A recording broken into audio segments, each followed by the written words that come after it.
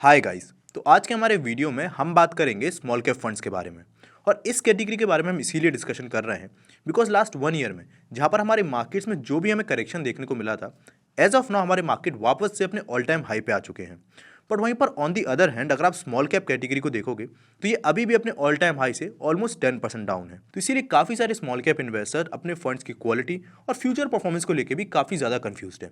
And that is why ये small cap से related video हम आपके लिए लाए हैं, जहां पर इस कैटेगरी के सारे ही फंड्स को हम डिफरेंट डेटा पॉइंट्स के बेसिस पे एनालाइज करेंगे, जिसके बाद आप खुद ये डिसाइड कर पाओगे कि आपकी इन्वेस्टमेंट स्टाइल और आपके रिस्क एपिटाइट के अकॉर्डिंग आपके लिए कौन सा स्मॉल कैप सही रहेगा। अब ये वीडियो इसीलिए भी इस टाइम पे ज्यादा सेंस बनाता है बिकॉज पास्ट 1 ईयर में जो भी स्मॉल कैप्स में हमें वॉलेटिलिटी देखने को मिली है, उस बेसिस पे अब आप ज्यादा बेटर तरीके से एनालाइज कर पाओगे कि हमें रिस्क के बेसिस पे डिफरेंट फंड्स में किस तरीके का रिस्क देखने को मिल रहा है।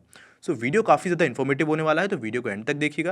एंड ऑल्सो वीडियो को लाइक कर दीजिएगा, चैनल को सब्सक्राइब कर दीजिएगा and do press that bell icon, जिससे इस तरीके के फ्यूचर वीडियोस आपको सबसे पहले मिल जाए। और आप कमेंट बॉक्स में बताइए कि एज ऑफ नाउ पूरे ही स्मॉल कैप इंडेक्स में आपका फेवरेट फंड कौन सा है। Also before we start our video, मैं आपको बताना चाहूंगा दैट इस पूरे वीडियो में जिन भी फंड्स वगैरह का हम नाम भी लेंगे उनको हम केवल एज अ रेफरेंस यूज कर रहे हैं, और प्लीज आप उसको किसी भी तरह की बाइंग या सेलिंग रिकमेंडेशन मत समझिएगा। आप अगर किसी भी फंड को सिलेक्ट करते हो तो वो आपको अपनी चॉइस के बेसिस पे लेना है या फिर अपने फाइनेंशियल एडवाइस से डिस्कस करके लेना है। So with this let's start our video. अब इसके बाद मैं आपको डायरेक्टली हमारे टेबल पे लेके चलता हूं, जहां पर हमने इंडियन मार्केट में जितने भी स्मॉल कैप फंड्स आज के टाइम एक्टिवली वर्क कर रहे हैं उनकी लिस्ट बनाई है, और उनको डिफरेंट पैरामीटर्स और डेटा पॉइंट्स के बेस पे हम एनालाइज करेंगे। तो देखिए, जो ये आपको पूरी लिस्ट ऑफ फंड्स देखने को मिल रहे हैं, ये सारे इंडिया में स्मॉल कैप स्पेस में वर्क करते हैं। और ये जो लिस्ट है, ये ऑलमोस्ट इस लिस्ट में टोटल 31 हमें म्यूचुअल फंड्स देखने को मिल रहे हैं।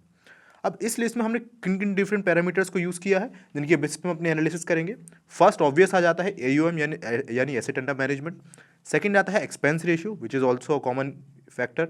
थर्ड आता है एग्जिट लोड। इसके बाद हमने 3 ईयर्स और 5 ईयर्स CAGR रिटर्न्स वाला पैरामीटर लिया है। आफ्टर दैट एक important parameter that is 3 years average rolling returns, because rolling returns हमें एक्चुअली एक सही पिक्चर देते हैं एक फंड की परफॉर्मेंस का। इसके बाद एक काफ़ी इंपॉर्टेंट पैरामीटर लिया है हमने मैक्सिमम ड्रॉडाउन, जो कि हमें ये बताता है कि जब इस लास्ट 1 ईयर में पूरे स्मॉल कैप फंड्स के केस में हमें वॉलेटिलिटी देखने को मिली, तो सबसे ज़्यादा ड्रॉडाउन हमें कौन से फंड में देखने को मिला, जो कि हमें इनकी रिस्क एपिटाइट और रिस्क के बारे में एक बेटर पिक्चर प्रोवाइड करेगा। सॉर्टिनियो रेशियो हमें स्मॉल कैप फंड के केस में एक इंपॉर्टेंट चीज़ ये बताता है कि ये हमें एक रिस्क एडजस्टेड रिटर्न्स बताता है। इसमें एक फंड ने कितने रिटर्न्स दिए हैं उसको हम डिवाइड करते हैं उसके मैक्सिमम ड्रॉडाउन से, जिससे हमें ये पता चलता है कि उसके ड्रॉडाउन के अगेंस्ट कितना बेटर परफॉर्मेंस हमें देखने को मिला है। यानी एक फंड जिसका सॉर्टिनियो रेशियो बेटर है, यानी उसने ड्रॉडाउन के अगेंस्ट बेटर परफॉर्मेंस दिया है दूसरे फंड से। इसके बाद अगेन एक इंपॉर्टेंट पैरामीटर आ जाता है पी रेशियो। इसको हमने इसीलिए कंसीडर किया है कि जैसा मैंने आपको बताया कि लास्ट 1 ईयर में हमें काफ़ी अच्छा खासा करेक्शन भी देखने को मिला है स्मॉल कैप फंड्स के केस में। तो ऐसे में इस करेक्शन के बाद कौन सा फंड हमें बेटर वैल्यूएशन पे देखने को मिल रहा है, ये हमें बेटर डिसाइड कर पाएंगे अगर हमारे पास पी रेशियो का फिल्टर रहेगा। अदर देन दिस हमने रिटर्न्स वर्सेस सब रिटर्न्स सब कैटेगरी के रिटर्न्स का फिल्टर लगाया है कि एक फंड ने अपनी जो पूरी सब कैटेगरी की परफॉर्मेंस है उसके अगेंस्ट किस तरह की परफॉर्मेंस दिखाई है, और कहीं अपनी कैटेगरी को तो अंडर परफॉर्म नहीं किया है। और लास्टली मैंने एक फिल्टर बनाया है जिसके इसमें मैंने 3 ईयर्स एवरेज रोलिंग रिटर्न्स को डिवाइड किया है एक्सपेंस रेशियो से। यानी अगेन 3 ईयर्स में जो रोलिंग रिटर्न्स हमें मिल रहे हैं उसके बदले जितना एक्सपेंस रेशियो उस फंड के केस में पे कर रहे हैं, कहीं वो ज़्यादा तो पे नहीं कर रहे हैं। बिकॉज केवल अगर हम एक्सपेंस रेशियो के बेसिस पे चीज़ों को चेक करेंगे तो ये भी हो सकता है कि एक फंड ने भले ही एक्सपेंस रेशियो ज़्यादा चार्ज किया हो बट उसके केस में रिटर्न्स काफ़ी ज़्यादा अच्छे हों, तो हो सकता है उस फंड को अपने पोर्टफोलियो में रखना ज़्यादा वर्दी रहे। तो अब स्टार्ट करते हैं अपने फंड्स के एनालिसिस को। तो इसमें सबसे पहला पैरामीटर जो हम चेक करेंगे वो लेंगे CAGR returns of last 3 years. और इसी केस में जो भी सारे फंड्स जिनके लास्ट 3 ईयर्स अभी तक कंप्लीट नहीं हुए हैं, यानी लास्ट 3 ईयर्स के CAGR परफॉर्मेंस में हमें 0 मार्क कर रखा है, उन फंड्स को हम एलिमिनेट करेंगे। रीज़न सिंपल सा है। देखिए, स्मॉल कैप के केस में हमें बताया जाता है कि हमारा एवरेज जो इन्वेस्टमेंट होराइजन 7 ईयर से उससे ज़्यादा का होना चाहिए, और इससे कम का है तो हमें इस पूरी कैटेगरी को अवॉइड करना चाहिए बिकॉज स्मॉल कैप ज़्यादा रिस्की होता है। और ऐसे केस में जिसने लास्ट 3 ईयर्स में भी अपनी परफॉर्मेंस को प्रूव नहीं किया है, उस फंड के केस में डायरेक्टली ये डिसीजन लेना कि उसमें आपको जाना चाहिए या नहीं, ये काफ़ी ज़्यादा रिस्की हो सकता है। तो इसीलिए इस शॉर्टर ड्यूरेशन के बेसिस पे आप किसी फंड की क्वालिटी को एनालाइज नहीं कर सकते।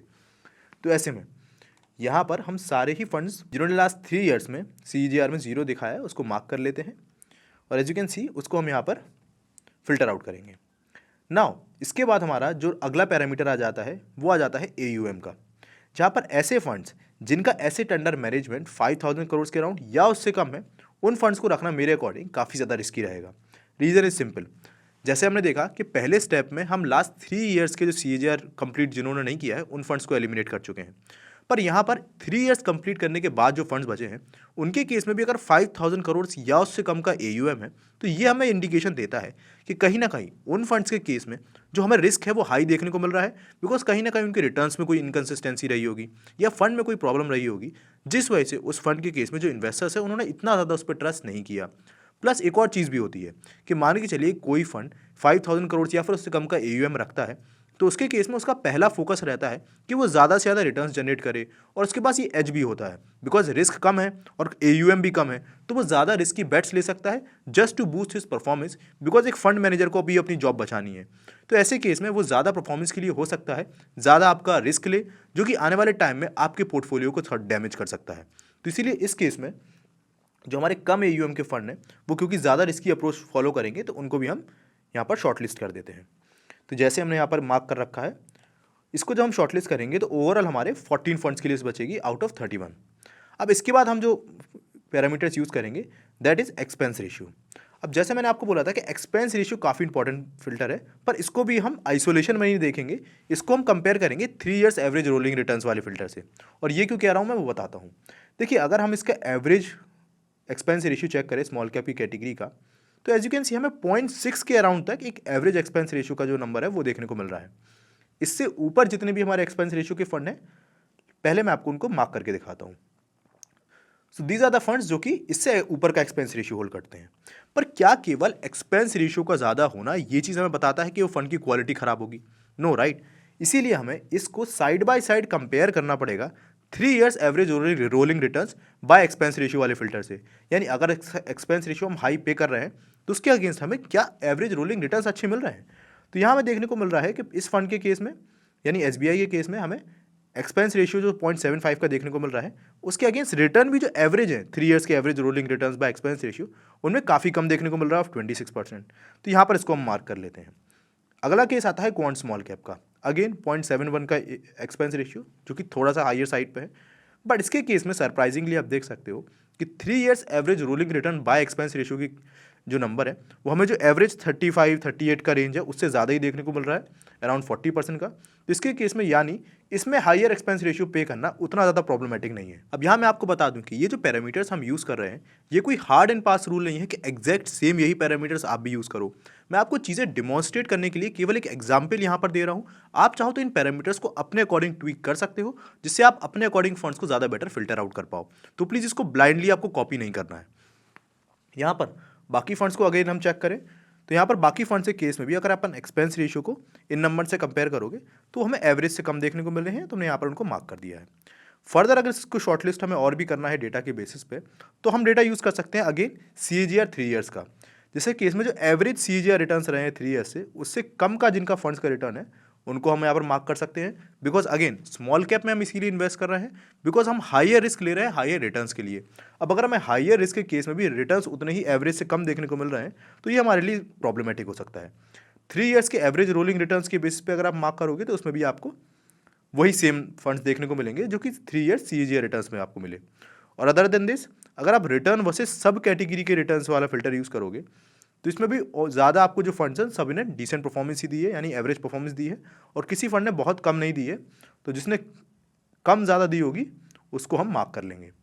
फर्दर इन सारे ही शॉर्टलिस्टिंग के जो हमारे पैरामीटर्स रहे हैं इनके बेसिस पे जब आप फिल्टर आउट करोगे तो अगेन हमारे पास लिस्ट होके जो हमारी लिस्ट ऑफ फंड्स है वो और छोटी हो जाएगी। अब फर्दर इसको भी हम थोड़ा शॉर्टलिस्ट करते हैं और अपने जो पैरामीटर्स हैं उनको थोड़ा और टाइट करते हैं। जैसे कि सबसे पहला हमारा जो AUM का पैरामीटर है, आप देख सकते हो बाकी सारे फंड्स का जो AUM है वो 10,000 करोड़ या उससे ज़्यादा का ही है। तो आप चाहो यानी अगर आप चाहते हो तो आप ये फंड में ऐसा AUM जो कि 10,000 करोड़ से नीचे का है उसको एलिमिनेट कर सकते हो, बट ये कम्प्लीटली आप पे डिपेंड करता है। अगेन अगर हम दूसरा कोई फिल्टर लगाएं तो हम PE रेशो का फिल्टर देख सकते हैं, जहाँ पर हमें देखना है कि जितने भी फंड्स इस केस में ख़राब परफॉर्मेंस दिया है स्मॉल कैप में, उनमें इस डाउनफॉल के बाद PE रेशो कंफर्टेबल किसका है। और ज़्यादा PE रेशो अगर इस डाउनफॉल के बाद भी है तो वो यानी वैल्यूएशन ज़्यादा है और भी करेक्शन पोटेंशियल शो कर सकते हैं इन द फ्यूचर, तो वो एक थोड़ा रिस्की हो सकता है। तो यहाँ पर एवरेज से ज़्यादा PE रेशो जिन भी फंड्स का है आप उनको मार्क कर सकते हो। अब यहाँ पर एवरेज मैंने 30% से ऊपर यानी 33-34% या उससे ऊपर को ले रखा है, बट अगर आप चाहो तो इसे केस में आप अपना एवरेज 30 को ले सकते हो या उससे कम को भी ले सकते हो। अगेन जैसे मैंने आपको बोला कि ये सारी चीज़ें आप पे डिपेंड करेंगी। एंड अदर देन दिस, जो अगला हम पैरामीटर लेंगे वो लेंगे रिटर्न्स वर्सेस सब कैटेगरी का, जहाँ पर अगेन सब कैटेगरी केस में जो थोड़े अंडर परफॉर्मिंग रहेंगे एवरेज से, उनको भी हम मार्क कर लेंगे। तो यहाँ पर हमने सबको मार्क कर लिया है। तो अब सारे ही इन फंड्स को अगर आप शॉर्टलिस्ट करोगे तो अगेन हमारे पास ये जो लिस्ट है वो बच जाएगी ना। बिफोर हम फर्दर इस प्रोसेस को आगे बढ़ाएं, मैं आपको बताना चाहूँगा दैट धन अपने प्लेटफॉर्म पे उनके यूजर्स को उनके एग्जिस्टिंग म्यूचुअल फंड्स को प्लेज करके उसके अगेंस्ट एक एक्स्ट्रा कैपिटल जनरेट करने का ऑप्शन प्रोवाइड करता है, जिससे उस कैपिटल से वो अपनी इन्वेस्टिंग या ट्रेडिंग जर्नी को फ्यूल कर पाए। और इस फीचर को अगर आपको धन के प्लेटफॉर्म पे यूज़ करना है तो सबसे पहले आपको धन के म्यूचुअल फंड के ऐप पे जाके उधर आपको उस ऐप पे डीमैट म्यूचुअल फंड के ऑप्शन को एक्टिवेट करा लेना है। और जैसे ही वो ऑप्शन एक्टिवेट हो जाता है वहाँ पर आपको अपने म्यूचुअल फंड पोर्टफोलियोज पे जाना है। वहाँ पर आपको राइट साइड स्वाइप करने पे डीमैट ऑप्शन देखने को मिल जाएगा। उस डीमैट ऑप्शन पे जब आपको नीचे फंड के नीचे गेट मार्जिन का एक ऑप्शन देखने को मिलेगा। उस पर जैसे ही आपको क्लिक करोगे आपको देखने को मिल जाएगा कि आपके जो एग्जिस्टिंग फंड्स हैं उनके अगेंस्ट आपको कितना मार्जिन मिल रहा है। वहाँ से आगे अगर आप प्रोसीड करते हो तो आपको उस फंड के अगेंस्ट मार्जिन मिल जाएगा। सो धन का ये एक इंटरेस्टिंग फीचर है। अगर आप इसको सेंसिबली यूज़ करते हो तो ये आपके लिए काफ़ी बेनिफिशियल हो सकता है। So coming back to our funds list, तो इस लिस्ट में जैसा कि आप देख रहे हो इस पूरी शॉर्ट लिस्टिंग के बाद आपको कुछ फंड्स देखने को मिल जाएंगे जो कि एंड में बचेंगे। पर अब सवाल आता है कि डिफरेंट कैटेगरीज ऑफ इन्वेस्टर और डिफरेंट रिस्क एपिटाइट के इन्वेस्टर्स अपने अकॉर्डिंग डिफरेंट फंड्स कैसे चूज़ करें। तो यहाँ पर अगेन मैं आपको एक एग्जांपल देता हूँ, बट याद रखिएगा ये एक एग्जांपल है और आपको डायरेक्टली जाके जो मैं फंड्स का एग्जांपल आपको दे रहा हूँ इन्हीं को चूज़ नहीं कर लेना है। तो यहाँ पर लेट सपोज कोई एक इन्वेस्टर है जिसके केस में उसे हायर रिटर्न्स वाले फंड चाहिए, भले ही उसमें रिस्क उसको ज़्यादा देखने को मिले। तो सबसे ज़्यादा प्रायोरिटी उसको देनी है 3 इयर्स एवरेज रोलिंग रिटर्न्स को और 5 इयर्स के CAGR रिटर्न्स को। और इसी केस में मैक्सिमम ड्रॉडाउन उसको ज़्यादा ध्यान नहीं देना है, ना ही एक्सपेंस रेशियो पे ज़्यादा कोई ध्यान देना है। प्लस रिटर्न्स वर्सेस सब कैटेगरी पे भी आप देख सकते हो। बट उसके अगेंस्ट ऐसा भी कोई इन्वेस्टर हो सकता है जो कि चाहता तो है स्मॉल कैप कैटेगरी में इन्वेस्ट करना, पर उसमें थोड़ा कंजर्वेटिव चाहता है, यानी उसके फंड में भले ही उसको थोड़े कम रिटर्न्स मिले बाकी फंड से, बट उसका जो रिटर्न्स में जो रिस्क हो वो भी कम हो और ड्रॉडाउन उसकी जो नीचे की पॉसिबिलिटी है वो कम हो सके। तो इसके केस में आप पहले तो ऐसे फंड्स को देख सकते हो जिनका PE रेशियो आपको कम देखने को मिले, बिकॉज कम PE रेशियो आपको बताता है कि उस फंड की वैल्यूएशन कम है, जो कि अगेन आपको एक कंफर्ट देता है ड्रॉडाउन के केस में। इसमें आप ये भी चेक कर सकते हो कि किस फंड के केस में मिनिमम ड्रॉडाउन रहा है, तो वो फंड आपके लिए अगेन ड्रॉडाउन के केस में ज़्यादा कंफर्टेबल आपको प्रोवाइड करेगा। तो ऐसे फंड को आप सिलेक्ट कर सकते हो। और अदर देन दिस अगर कोई इन्वेस्टर इनके बीच का एक बैलेंस चाहता है तो वो दूसरी कैटेगरीज को चूज़ कर सकता है। सो दिस इज़ हाउ अपने लिए आप अपनी अकॉर्डिंग एक सही फंड सिलेक्ट कर सकते हो। सो कमेंट बॉक्स में बताइए कि आपके अकॉर्डिंग इस पूरी शॉर्ट लिस्टिंग के प्रोसेस में आपको अपने लिए कौन सा सही फंड लगा। एंड अगर आपको वीडियो वैल्यूएबल लगा हो तो वीडियो को लाइक कर दीजिएगा एंड ऑल्सो चैनल को सब्सक्राइब कर दीजिएगा। और thanks for watching this video till the and. हम मिलेंगे अपने नेक्स्ट वीडियो में, तब तक के लिए bye bye. Investments in the securities market are subject to market risk. Read all the related documents carefully before investing.